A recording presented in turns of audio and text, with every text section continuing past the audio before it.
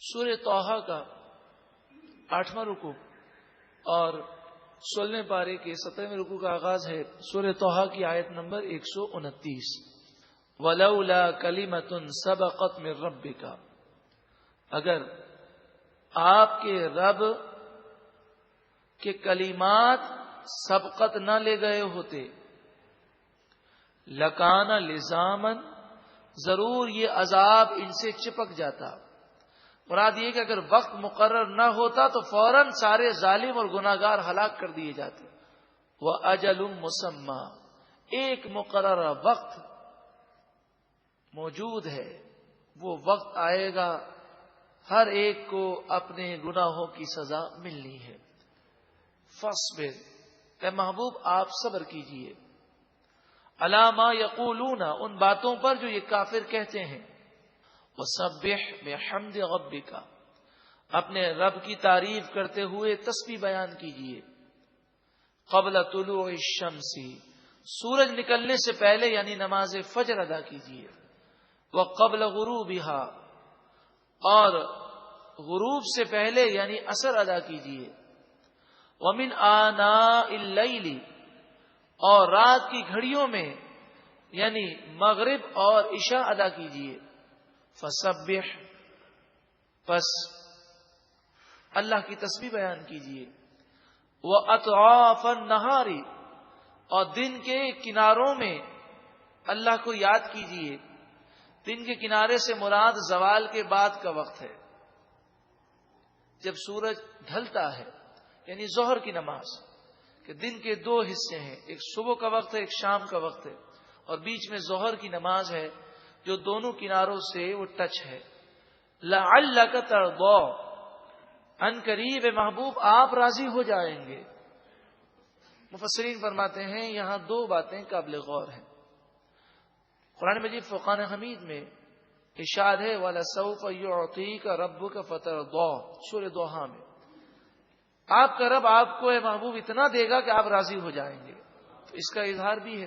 دوسری بات کہ جب کسی پر غم کی کیفیات طاری ہوں تو وہ اللہ کا ذکر کرے تو اللہ تعالی اس کو ذکر کی برکتوں سے مالا مال فرماتا ہے اور اسے چین و سکون ملتا ہے۔ ہماری تعلیم کے لیے ہے کہ نمازوں میں چین ہے۔ نبی اکرم صلی اللہ علیہ وآلہ وسلم فرماتے ہیں جعلت قرۃ عینی فی الصلاۃ، نماز میں میری آنکھوں کی ٹھنڈک ہے۔ حضور صلی اللہ علیہ وآلہ وسلم عبادت سے چین و سکون پاتے، اور ہم کیسے نادان ہیں کہ گناہ کر کے فحاشی اور ریانی میں مبتلا ہو کر کھیل کود اور پکنک کے پوائنٹ پر جا کر ہم سمجھتے ہیں ہمیں سکون مل جائے گا۔ الا بذکر اللہ تطمئن القلوب، سن لو دلوں کا چین صرف اللہ کی یاد میں ہے۔ ارشاد فرمایا والا تمدن عینیک الی ما متعنا بہ ازواجا منہم، ان کافروں کو ہم نے جو مال دیا ہے ان مال کی طرف آنکھ اٹھا کر بھی نہ دیکھنا، یعنی اسے دیکھ کر حیرت مت کرنا۔ جو گناہگار ہے یا کافر ہے اس کے مال و دولت پر رشک نہیں کرنا چاہیے، اسے ایسی نگاہوں سے نہ دیکھیں کہ جس سے وہ محسوس کرے کہ غریب مسلمان اس سے متاثر ہیں۔ زہرۃ الحیات الدنیا، یہ صرف دنیا کی زندگی کی تازگی ہے۔ لنفتنہم فیہ، یہ اس لیے تاکہ ہم انہیں اس کے ذریعے آزمائیں۔ جتنا مال زیادہ ہوگا گناہگار زیادہ گناہ کرے گا، اس لیے فرمایا کہ جس کے دل میں اللہ کا نور ہے اس کے لیے تو مال نعمت بھی ہے اور رحمت بھی ہے، اور جو گناہگار ہے اس کے لیے مال بہت بڑا عذاب ہے، بہت بڑی زحمت ہے، کیونکہ اگر غریب ہے تو گناہ کم کرے گا، کئی مرتبہ وہ گناہ کی خواہش کرے گا لیکن گناہ نہیں کر سکے گا، اور ایسا شخص جتنا مالدار زیادہ ہوگا اتنا ہی زیادہ سرکش، متکبر، مغرور اور گناہگار ہوگا، اور یہ ہم اس معاشرے میں دیکھ رہے ہیں۔ اللہ تعالیٰ ایسے مال سے ہم سب کو محفوظ فرمائے۔ وَرِزْقُ رَبِّكَ خَيْرٌ وَأَبْقَىٰ، آپ کے رب کا دیا ہوا رزق وہ سب سے بہتر ہے اور ہمیشہ رہنے والا ہے، وہ جنتی رزق ہے۔ وَأْمُرْ أَهْلَكَ بِالصَّلَاةِ، اپنے گھر والوں کو اے محبوب نماز کا حکم دیجیے۔ حضور تو نماز کا حکم دیتے ہی ہیں، ہماری تعلیم کے لیے ہے کہ گھر والوں کو نماز کا حکم دینا کتنا اہم ہے۔ کوشش کریں کہ ہمارا گھرانہ جنتی گھرانہ بن جائے اور فحاشی اور یعنی ختم ہو اور سب نمازی اور پرہیزگار بن جائیں۔ وَاصْطَبِرْ عَلَيْهَا، اور نماز پر ثابت قدم رہیں۔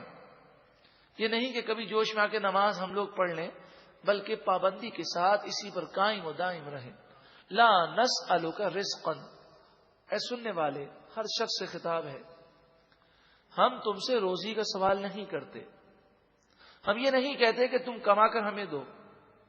نحن نرزقک، ہم ہی تمہیں روزی دیتے ہیں۔ تو جب ہم روزی دینے والے ہیں تو ہم تم سے روزی کا سوال نہیں کرتے، صرف یہ کہتے ہیں کہ اپنی آخرت کو بہتر بناؤ اور ہماری فرمانبرداری کرو۔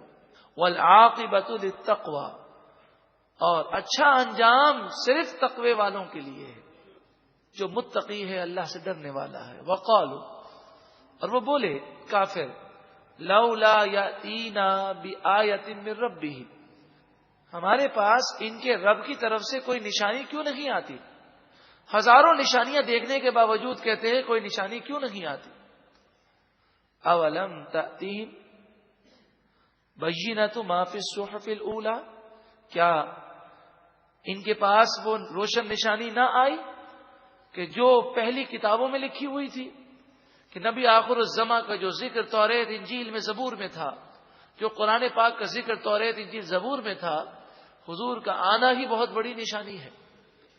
وَلَوْ أَنَّا أَهْلَكْنَاهُمْ بِعَذَابٍ مِّن قَبْلِهِ، اور اگر ہم حضور کی آمد سے پہلے انہیں عذاب سے ہلاک کر دیتے، لَقَالُوا، ضرور وہ کہتے، رَبَّنَا، اے ہمارے رب، لَوْلَا أَرْسَلْتَ إِلَيْنَا رَسُولًا، کیوں ہم پر تو نے رسول کو نہ بھیجا؟